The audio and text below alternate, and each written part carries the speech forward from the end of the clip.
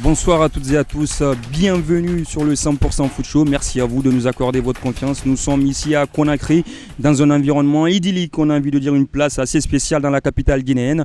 Vous le savez bien évidemment, le Sili national de Guinée est éliminé de la Coupe d'Afrique des Nations 2019 face au Fennec de l'Algérie, 3-0 au stade du 30 juin du Caire. Nous étions ensemble, vous l'avez vécu malheureusement. Et depuis cette élimination, bien évidemment, nous partons de révélation en révélation. Antonio Souaré à l'hôtel a bien évidemment tenu un point de presse où il a chargé l'entraîneur du Sili national de Guinée, Paul Putt, qui à son tour également, dans un communiqué rendu public chez Guinée News, a démenti toutes ces informations et tout ce qu'a dit le président Antonio Souaré dans ce point de presse-là.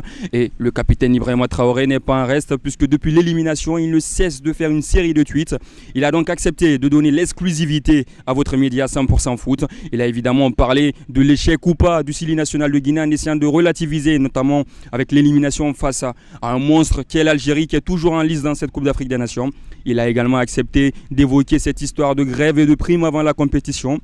Vous allez tout découvrir dans ce 100% Foot Show. Et est-ce que Ibrahima Traoré est toujours disponible quand on sait que c'était peut-être sa dernière CAN avec le Sili national de Guinée? Il a bien évidemment répondu à cette question. On peut toujours compter sur le capitaine qui donne tout lorsqu'il est avec l'équipe nationale de Guinée. Les histoires de primes, les histoires de raquettes au sein du Sili national de Guinée, les histoires de personnalités qui ont créé des problèmes dans cette équipe-là lors de ce regroupement du côté du Marrakech et ensuite du côté du Caire. Tout est dans ce 100% Foot Show spécial révélation avec Ibrahima Traoré depuis Paris. Eugène Asselineau est parti à la rencontre du joueur de Mönchengladbach et le capitaine du Sili national de Guinée. Bonjour. Merci de nous recevoir, c'est super sympa de ta part.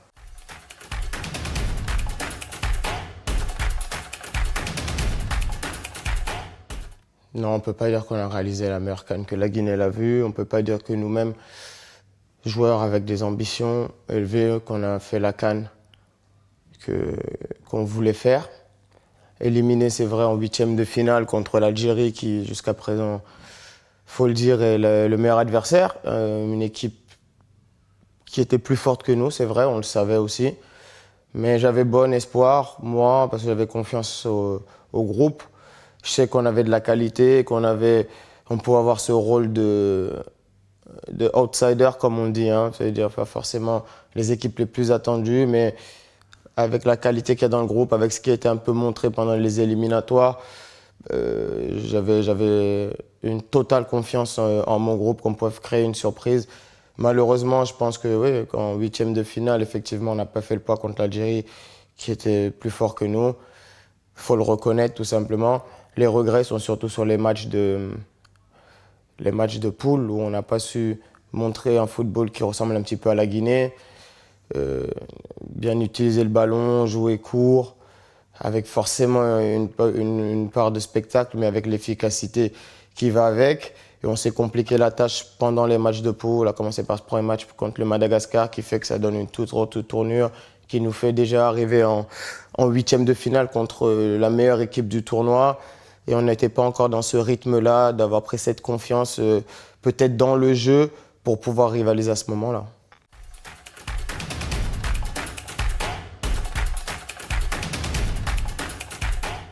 Ouais, on va dire que sortir contre l'Algérie en huitième de finale, au vu de la CAN, pour moi, c'est pas ça l'échec, mais je pense plutôt aux phases de poule, d'avoir pas bien négocié dans le jeu. Je pense qu'on n'a pas montré vraiment tout ce qu'on pouvait faire. C'est pas faute d'avoir essayé, hein, c'est pas faute de s'être battu pour ça. Mais oui, on peut dire que ouais, c'est comme un petit échec quand même, parce qu'il y avait beaucoup d'attentes. Déjà envers nous-mêmes, les joueurs, et beaucoup d'attentes de la part du public. Et il y a eu un engouement exceptionnel, on l'a senti même pendant la CAN. Ils nous ont jamais lâchés, même quand ils ont vu que c'était dur, ils savaient qu'il fallait nous supporter. Donc cet engouement, oui, je suis un peu déçu d'avoir pas rendu ou d'avoir pas encore fait mieux que ce qu'on a fait, quoi. J'avais cette confiance par rapport à la qualité du groupe qu'on avait. Parce que même si la CAN ne s'est peut-être pas passée comme on l'a voulu, on ne peut pas remettre en cause le talent de joueurs comme François Kamano, comme Amadou Diawara ou j'en passe. Effectivement, il y a aussi le fait que Naby ne soit pas là, c'est une donnée qu'il ne faut pas oublier. Mais qui a quand même essayé de tout faire pour jouer, peut-être au détriment personnel. Donc ça change beaucoup. Mais après, voilà, comme je dis, on est un groupe de qualité. Même sans Naby, on avait quand même l'espoir de réaliser quand même une meilleure compétition que ça. Après, oui, voilà, ça n'a pas pris. C'est des choses qui arrivent dans le football. Après, jouer une Coupe d'Afrique, peut-être c'est pour beaucoup la première, c'est récent. Après, il y a la forme du moment aussi. Mais comme je dis, moi, en tant que capitaine, je ne peux rien en vouloir à mon groupe parce que je sais que c'est un groupe qui avait envie. On ne peut pas dire que c'est un groupe qui n'avait pas envie et que ça allait passer par la tête, au-dessus de la tête et qui ne voulait pas donner. C'est juste qu'on n'a pas réussi, ouais, comme je dis, collectivement ou dans l'approche peut-être de cette Coupe d'Afrique, à être à notre meilleur niveau.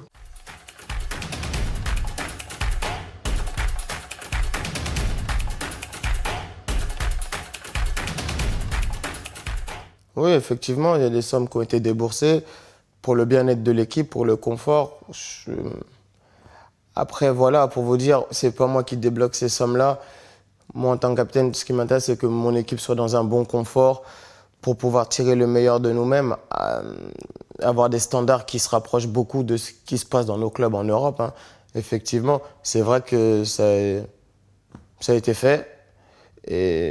Mais je pense que ça n'a pas pas de cause à effet sur la performance ou d'avoir pas envie ou quoi que ce soit, parce que moi, je peux reprocher à aucun de mes joueurs de ne pas avoir eu envie. Peut-être qu'on n'a pas été aussi bon que les gens le pensaient, mais moi, de l'avoir vécu dans l'intérieur, d'avoir vécu les séances d'entraînement, peut-être d'un regard extérieur, les gens voient ça différemment, mais moi, je peux tirer sur aucun de mes joueurs. Je sais qu'ils ont donné jusqu'au bout et que tout le monde avait cette envie de se qualifier là.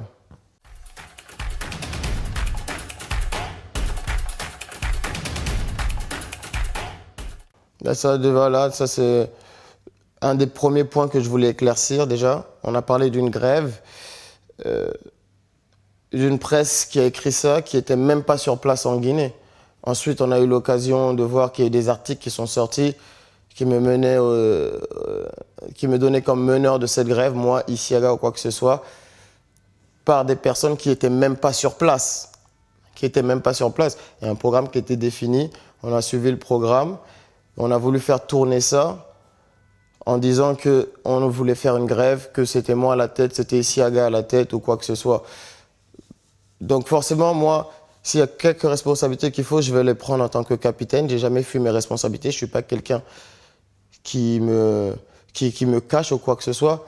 Mais quand je vois qu'il y a des informations qui sortent comme ça, de personnes qui sont même pas sur place, je trouve ça un peu bizarre.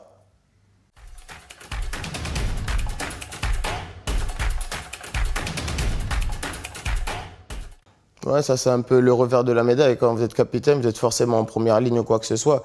Et comme moi je le répète, j'ai pas peur de prendre les responsabilités des actes que je fais, surtout pour mes coéquipiers. Alors oui, si je dois militer pour mes coéquipiers, pour que les choses aillent vers l'avant ou quoi que ce soit, je me tairai jamais. Ça, on me connaît pour ça et je fuis pas non plus mes responsabilités. Alors effectivement, c'est même quelque chose qui, finalement, moi-même, ne me touche même plus trop puisque je sais que c'est le rôle de capitaine. Quand ça marche bien, peut-être que oui, on me mettra aussi en première ligne pour dire que oui, un capitaine comme ça. Et quand ça ira pas, on dira oui, c'est le capitaine. Ce qui est tout à fait normal. Mais je ne vais pas fuir mes responsabilités parce que certaines personnes diront que je suis un meneur, que c'est moi qui mène les grèves ou les frondes ou quoi que ce soit. Surtout quand c'est pas vrai.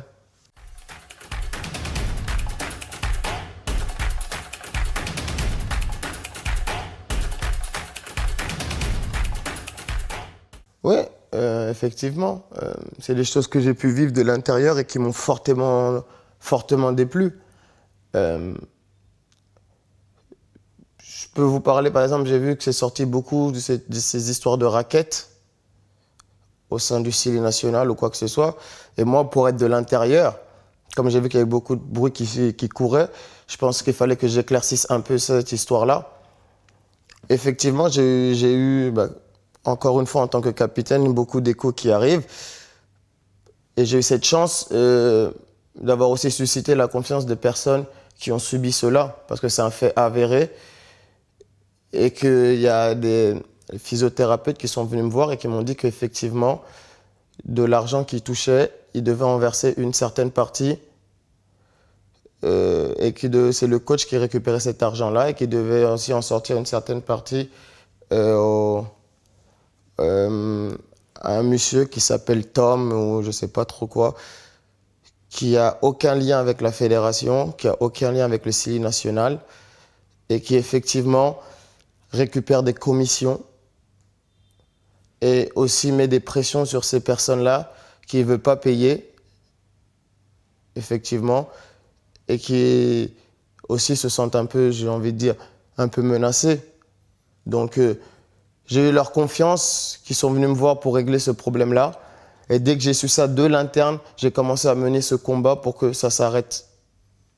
Parce qu'on vient pour le CILI national, qu'on soit dans le staff ou qu'on soit les joueurs, ou on vient d'abord pour représenter le pays et pour donner tout ce qu'il y a à donner sur le pays. Et il n'y a pas lieu d'être que ce genre de choses se passe pour le CILI national. Et pourquoi j'ai pris la décision d'en parler ou quoi que ce soit, c'est parce que de l'intérieur, comme je vous l'ai dit, j'ai commencé à régler ça et pris ma garantie, moi et un autre dirigeant du football guinéen, Abdul Karim Bangoura, on a pris la garantie, parce que je suis effectivement allé le voir pour lui annoncer ça, que cela ne se produirait plus. Qu'on prend la garantie que ces personnes-là ne doivent plus payer de l'argent à qui que ce soit. On l'a fait, mais on a vu que ça a quand même continué malgré la garantie qu'on a donnée. Donc on s'est dit que peut-être qu'il faudrait qu'on en parle pour arrêter ce système-là, parce que même si nous on donne cette garantie-là, d'autres personnes se mettent au-dessus de ça, de ce qui se passe et de ce qu'on a dit pour continuer à faire ça. Donc maintenant j'avais dit que, oui, comme je sais ces choses-là et que je sais que je les combats depuis l'intérieur, depuis que je le sais, que je ne pouvais pas rester là sans rien dire, parce que sinon, forcément d'un côté, si j'apprends ce genre de choses et que je reste là sans rien dire, c'est que je cautionne ça. Et c'est quelque chose que je cautionne pas du tout. C'est quelque chose que je ne cautionne pas du tout. J'ai pu parler au physio, Abdul Karim Bongo a pu parler par exemple à l'entraîneur adjoint et il lui a bien fait comprendre qu'il ne fallait plus aussi qu'il paye quoi que ce soit. Donc on voulait vraiment mettre fin à ce racket-là de l'intérieur.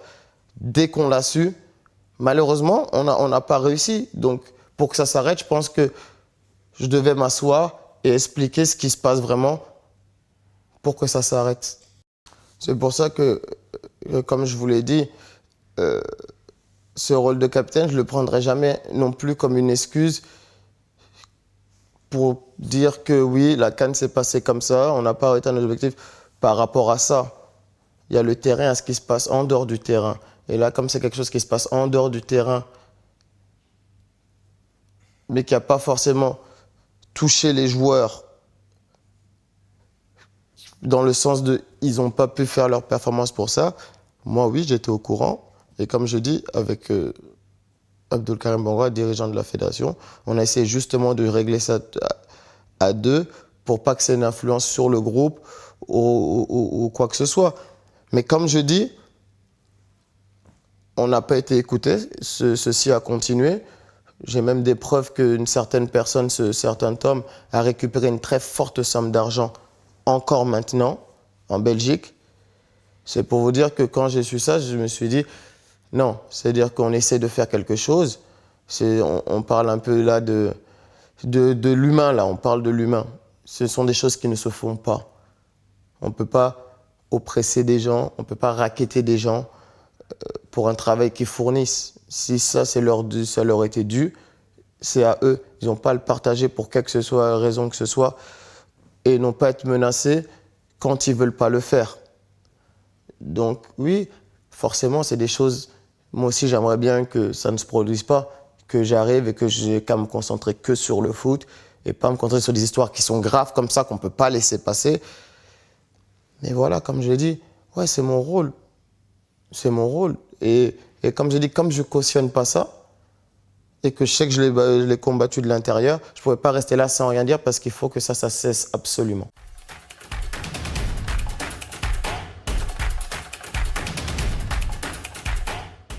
Non, non, c'est pas d'avoir attendu ou quoi que ce soit, c'est parce que, comme je vous ai dit, on était sûr de pouvoir arrêter ce problème-là. En prenant la garantie, en donnant la garantie, plutôt, aux personnes qui subissent ce racket-là, en tant que capitaine, en tant qu'un membre de la fédération, on était quand même sûr que Ce qu'on a dit, ça allait être écouté parce que ce sont des choses graves. Malgré ça, ça peut être écouté. Comme je vous dis, il y a ce monsieur qui a pris de l'argent en Belgique, une forte somme d'argent, à peu près 20 000 dollars. Et je ne pouvais pas continuer. Je ne pouvais pas continuer à laisser ça comme ça. Parce que la confirmation que cette personne a eu cet argent-là, ça montre que le racket ne s'est pas arrêté. Alors que nous, on a tout fait pour que ça s'arrête. Et on avait dans l'espoir que ça s'arrête. Au moment même où on l'a su, on a donné la garantie que ça s'arrêterait. Mais certaines personnes, il faut savoir qui maintenant.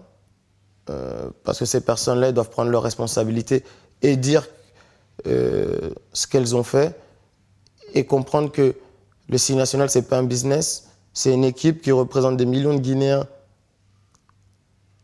qui sont prêts, eux, à tout faire pour le Sili national, qu'on ne peut pas arriver dans une compétition et que certaines personnes pensent que c'est un business personnel.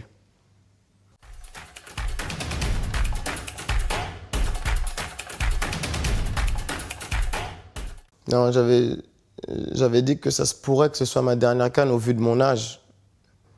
Au vu de mon âge, j'ai 31 ans, je ne suis pas le plus jeune, effectivement.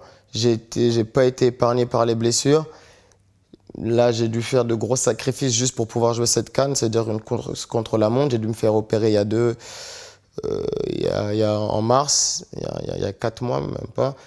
Revenir très tard dans la compétition, faire beaucoup d'efforts pour pouvoir jouer ça parce que j'avais absolument à cœur de jouer cette compétition-là, de représenter mon pays en tant que capitaine, en plus de tout donner sur le terrain.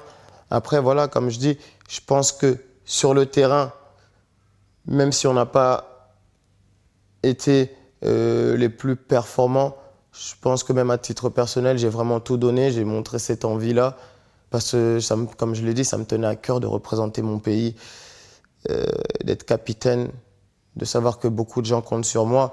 Donc non, c'était plus par rapport à la donnée de l'âge. Et je dis comme c'est aléatoire avec les blessures que j'ai eues, la prochaine CAN est dans 2 ans, ce qui fait forcément que... oui, dans 2 ans, c'est ça, je pense. Ouais. Ce qui fait forcément que j'aurai 33 ans. Donc je me suis dit que c'était possible que ce soit ma dernière CAN. Ce n'est pas mon envie, mais c'est une possibilité au vu de mon âge, au vu de mes blessures et tout ça. Après, il y a un parcours de qualification qu'il faut faire, qui est très difficile pour se qualifier. Et on l'a vu avec la Guinée, on n'a pas réussi à se qualifier tout le temps, ces dernières CAN-là. Donc même si là, on n'y parvient pas, ça veut dire que la prochaine CAN encore, ce sera dans 4 ans. Moi, j'aurai 35 ans, donc il faut être réaliste. Il y a des jeunes qui poussent, mais comme j'ai dit, non, j'ai pas forcément envie d'arrêter j'ai même pas envie du tout d'arrêter la sélection. J'ai envie de continuer.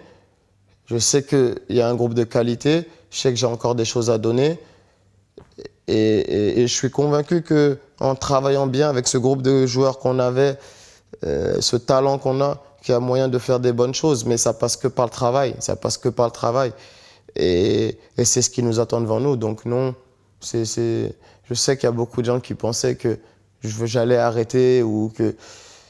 Non, pas du tout, parce que je suis très très fier de représenter mon pays, hein. Je suis très très fier. Je suis très fier de l'amour que les Guinéens aussi me donnent, la force qu'ils me donnent. On ne peut pas plaire à tout le monde, évidemment, mais je sais que dans la grande majorité, c'est des gens qui m'ont soutenu et ça me tient, ça me touche beaucoup, le soutien qu'ils m'ont apporté dans les moments difficiles. Donc non, comme je dis, ouais, tant qu'on aura besoin de moi, hein, moi je serai là parce que j'ai envie de continuer, oui. Merci à toi. Merci. Voilà, de retour ici à Conakry dans la capitale guinéenne. Nous sommes toujours dans cet environnement idyllique du côté de l'hôtel Palm Camayen. Nous remercions tout le personnel et toute la direction de cet établissement-là de nous avoir permis de réaliser donc cet enregistrement de haute qualité dans un environnement, l'a dit tout à l'heure, vraiment idyllique. Ouais, vous étiez très nombreux sur la toile à nous demander ce qu'avait à révéler Ibrahima Traoré, le joueur de Mönchengladbach et le capitaine du Sili national de Guinée après le fiasco du Sili national lors de cette Coupe d'Afrique des Nations 2019. 2019. Vous êtes servi. Après donc le président de la fédération Antonio Soare, après l'entraîneur de Silé National qui dans un communiqué Paul Put a dévoilé lui aussi certaines vérités, a mis au défi quiconque de lui prouver toutes les accusations formulées à son encontre. C'était maintenant au tour du capitaine Ibrahima Traoré qui donne ses vérités. Nous, on se donne rendez-vous très bientôt dans le 100% Foot Show avec de nouvelles aventures, notamment l'actualité au quotidien de nos internationaux évoluant du côté de l'Europe. On se retrouve très donc bientôt sur le 100% Foot Show et nous vous disons grand merci de nous avoir suivis tout ce temps.